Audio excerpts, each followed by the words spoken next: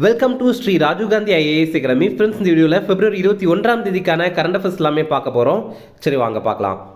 Friends, இந்த வீடியோட notes எல்லாமே கீழே பிடிஎஃபாக டிஸ்கிரிப்ஷன் கொடுத்துருக்கோம். அது எல்லாமே கிளிக் பண்ணி டவுன்லோட் பண்ணிச்சிங்க. அப்புறம் நம்ம டெலிகிராம் குரூப் லிங்க்மே கீழே டிஸ்கிரிப்ஷன் கொடுத்துருக்கோம். அதுலேயுமே கிளிக் பண்ணி ஜாயின் பண்ணிங்க. நம்மளுடைய டெலிகிராம் குரூப்பில் கரண்ட் அஃபேர்ஸ் குயிசஸ் ஸ்கிரிப்ட் வரும். நீங்களுமே ஜாயின் பண்ணி அட்டன் பண்ணிக்கலாம். ஓகே, சரி வாங்க பார்க்கலாம். ஃபஸ்ட்டு 72வது உலக அழகி போட்டி எங்கே நடைபெற உள்ளது? இதற்கான ஆன்சர் ஹைதராபாத். இப்போ பார்த்தீங்க அப்படின்னா 72வது மிஸ் வேர்ல்டு பிக்னட் இது வந்து நம்ம இந்தியாவில் தான் நடைபெற போகுது. பொதுவாகவே அழகி போட்டிகளில் 2 விதமான அழகி போட்டி இருக்குது. ஒன்று வந்து பிரபஞ்ச அழகி மிஸ் யூனிவர்ஸ் அப்படிங்கிறது, இன்னொன்று வந்து உலக அழகி மிஸ் வேர்ல்டு அப்படிங்கிறது. இப்போது இது ரெண்டுலேயுமே வேறு வெற்றியாளர்கள் தான், அதனால் 2 பேருடைய பேருமே நம்ம படிக்கிறோம்.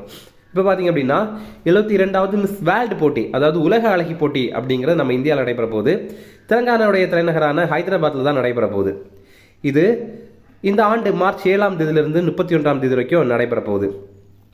இப்போ உலக அழகியாக இருக்கிறவங்க கிறிஸ்டினா பிஸ்கோவா அப்படிங்கிறவங்க, இவங்க செக் குடியரசு நாட்டை சேர்ந்தவங்க. 71வது உலக அழகி பட்டம் வென்றவங்க இந்த கிறிஸ்டினா பிஸ்கோவா அப்படிங்கிறவங்க தான்.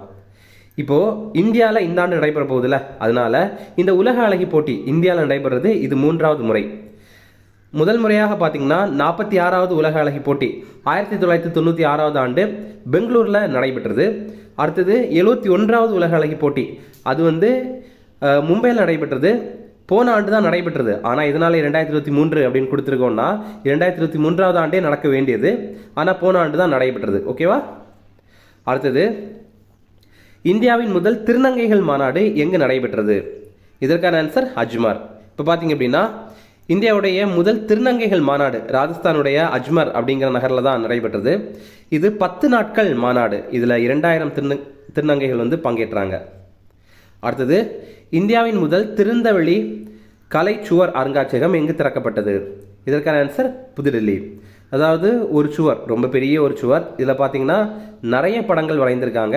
இதெல்லாமே நம்ம இந்தியாவுடைய வானிலையியல் அது சம்பந்தமான ஒரு படம் தான். அதை விட டீட்டெயிலாக பார்க்கலாம். இது எங்கே வரைந்திருக்காங்க அப்படின்னா புதுடெல்லியில் மௌசம் பவன் அப்படிங்கிற பகுதியில் தான் அமைத்திருக்காங்க. இதை ஐஎம்டி நிறுவனமும் டெல்லி ஸ்ட்ரீட் ஆர்ட் அப்படிங்கிற நிறுவனமும் சேர்ந்து தான் உருவாக்கியிருக்காங்க. ஐஎம்டி அப்படின்னா இந்தியன் மெட்ரோலாஜிக்கல் டிபார்ட்மெண்ட் அப்படிங்கிறது, இந்திய வானிலையியல் நிறுவனம் அப்படின்னு சொல்லலாம், இந்திய வானியல் நிறுவனம் அப்படின்னு சொல்லலாம். ஓகேவா? இந்த படங்கள் எல்லாமே இந்த துறை தொடர்பானது தான். இப்போது எதனால் இந்த மாதிரி பண்ணுறாங்க அப்படின்னா இந்திய வானியல் நிறுவனத்துடைய 150வது ஆண்டு விழா வந்து இப்போ தான் நம்ம வந்து கடைபிடித்திருந்தோம். 1875ஆவது ஆண்டு ஜனவரி 15ஆம் தேதி நம்ம இந்திய வானியல் நிறுவனம் அதை வந்து உருவாக்கியிருந்தாங்க. அப்படி பார்க்கும்போது இந்த 2025 ஆண்டோட 150 ஆண்டுகள் நிறைவு பெறுது. ஃப்ரெண்ட்ஸ், நம்ம ராஜீவ்காந்தி ஐஏஎஸ் அகாடமியில் டிஎன்பிஎஸ்சி அடுத்தது தமிழ்நாடு எஸ்ஏ எக்ஸாமுக்கான புதிய பேட்சஸ் ஸ்டார்ட் பண்ணியிருக்கோம். நம்ம இன்ஸ்டியூட்டில் ஓப்பன் கோட்டாக்கும் கிளாஸஸ் இருக்குது, அதே மாதிரி டிபார்ட்மெண்டல் கோட்டாக்கும் கிளாஸஸ் இருக்குது. நம்ம இன்ஸ்டியூட்டில் ஆன்லைன் கிளாஸ் இருக்குது, நேரடியான கிளாஸ் இருக்குது. நேரடியான கிளாஸஸில் நீங்கள் ஜாயின் பண்ணோம் அப்படின்னா சென்னையில் அண்ணா நகரில் நம்மளுடைய இன்ஸ்டியூட் இருக்குது, நீங்கள் இங்கே வந்து படிக்கலாம். இதை தவிர பார்த்தீங்கன்னா ரெகுலர் கிளாஸ் இருக்குது, வீக்கெண்ட் பேட்ஸும் இருக்குது. அதே மாதிரி சிவில் ஜட்ஜ் எக்ஸாமுக்கான ப்ரிலிம்ஸ் மற்றும் மெயின்ஸ் கிளாஸஸ் வந்து நடைபெறுது.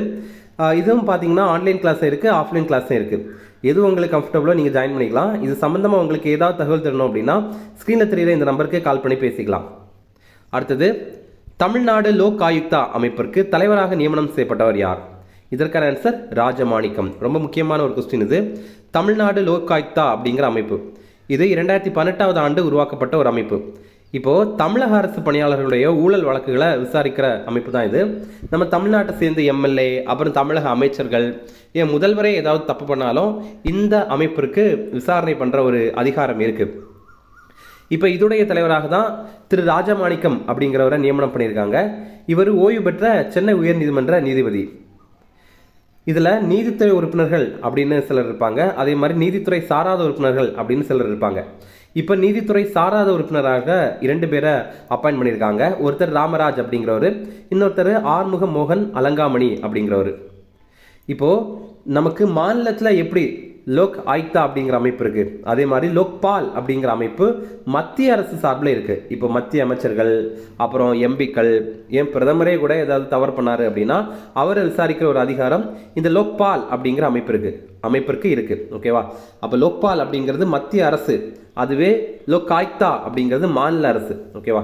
இப்போ இந்த லோக்பால் அமைப்புடைய தலைவராக இருக்கிறவர் அஜய் மாணிக்ராவ் கான்வெல்கர் அப்படிங்கிறவர். அடுத்தது, லித்தியம் ஆய்வு மற்றும் சுரங்கத்திற்காக தற்போது இந்தியா எந்த நாட்டுடன் ஒப்பந்தம் செய்தது? இதற்கான ஆன்சர் அர்ஜென்டினா. இப்போ பார்த்தீங்க அப்படின்னா சிலே நாடு, அப்புறம் ஆஸ்திரேலியா, அர்ஜென்டினா, அங்கெல்லாம் லித்தியம் சுரங்கங்கள் நிறைய இருக்குது. இப்போ நமக்கு லித்தியம் அதை எதற்காக பயன்படுத்துகிறோம்? இந்த பைக்கில் இருக்க பேட்டரி, அதுக்கப்புறம் ஃபோனில் இருக்க பேட்டரி, காரில் இருக்க பேட்டரி, இதில் எல்லாம் பயன்படுத்துகிறோம்.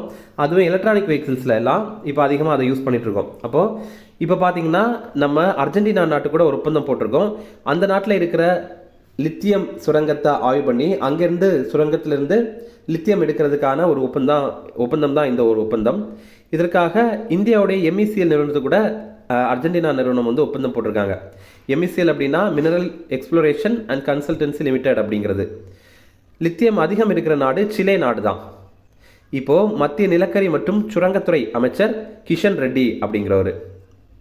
அடுத்தது, தற்போது இந்தியா மற்றும் இலங்கை இணைந்து எங்கு சூரிய மின்சக்தி ஆலை நிறுவ ஒப்புக்கொண்டன?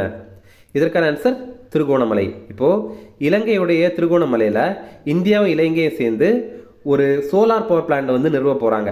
அதற்கான ஒப்பந்தம் போட்டிருக்காங்க. முதல் நிலை சூரிய மின் உற்பத்தி நிலையம் வந்து 50 மெகாவாட் அளவில் அமைக்க போகிறாங்க. அடுத்தது இரண்டாம் நிலை சூரிய மின் உற்பத்தி நிலையம் அப்படிங்கிறது 70 மெகாவாட் திறனில் அமைக்க போகிறாங்க. இப்போ இலங்கையை பற்றி பார்த்தீங்கன்னா இலங்கையுடைய அதிபர் அனுரகுமார திசாநாயகா அப்படிங்கிறவர், இலங்கையுடைய பிரதமர் ஹரிணி அமரசூரியா அப்படிங்கிறவங்க. உங்களுக்கான கேள்வி, இலங்கையுடைய தலைநகர் எது அப்படிங்கிறது உங்களுக்கு தெரியும்னா கமெண்ட்ஸில் சொல்லுங்கள். அடுத்தது, தற்போது மத்திய அரசின் தலைமை பொருளாதார ஆலோசகராக உள்ளவர் யார்?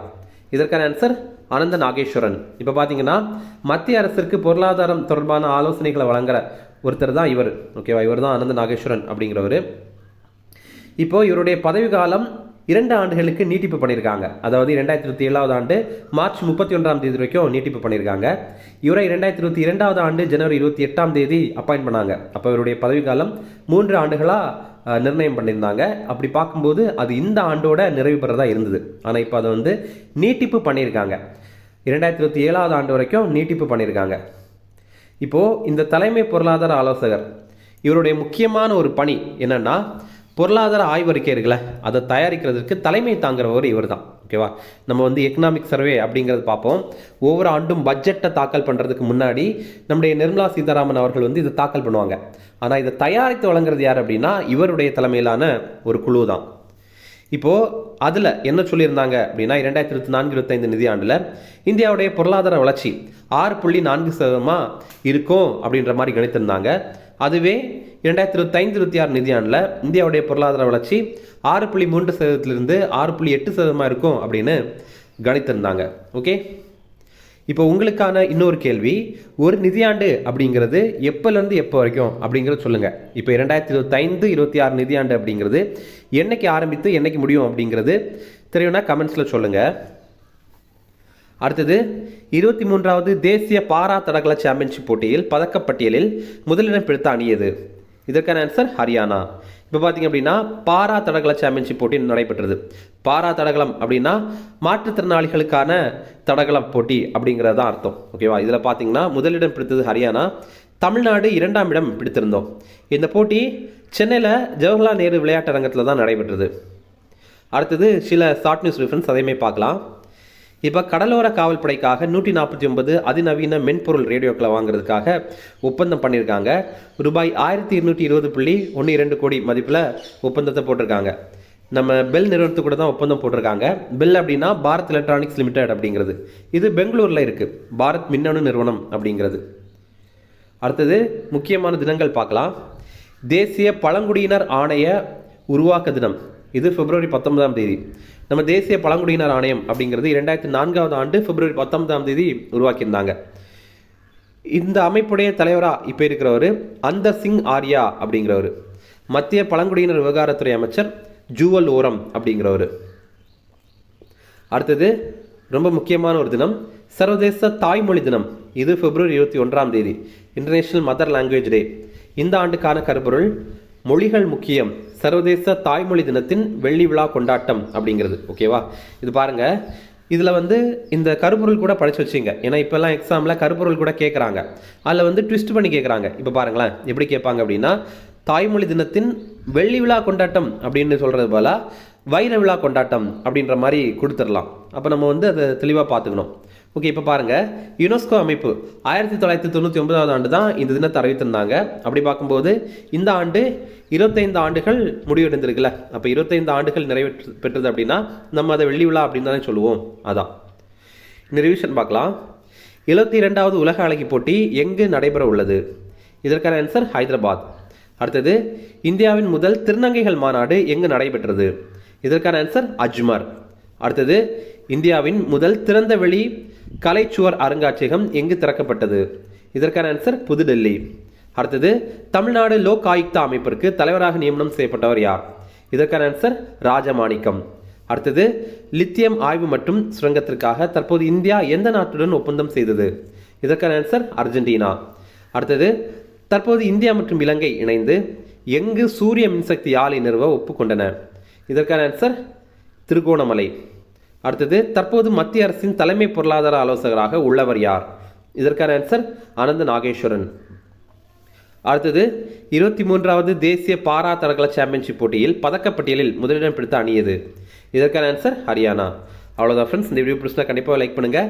நம்மளுடைய சேனலுக்கு சப்ஸ்கிரைப் பண்ணிச்சிங்க. உங்களுடைய நண்பர்களுமே ஷேர் பண்ணுங்கள். அப்புறம் கேட்ட 2 கொஸ்டினுக்கும் கரெக்டாக ஆன்சர் பண்ணுங்கள். Okay, thank you. Chennai Shri Rajiv Gandhi IAS அகாடமியில் UPSC, TNPSC Group 1, Group 2 மற்றும் TNPSC civil judge, APP exam உட்பட police sub inspector, field surveyor, land draftsman ஆகிய பணிகளுக்கான சிறப்பு கோச்சிங்ல ஜாயின் பண்ணுங்க. 100% பாஸ் பண்ணுங்க, அரசு அதிகாரி ஆயிடுங்க.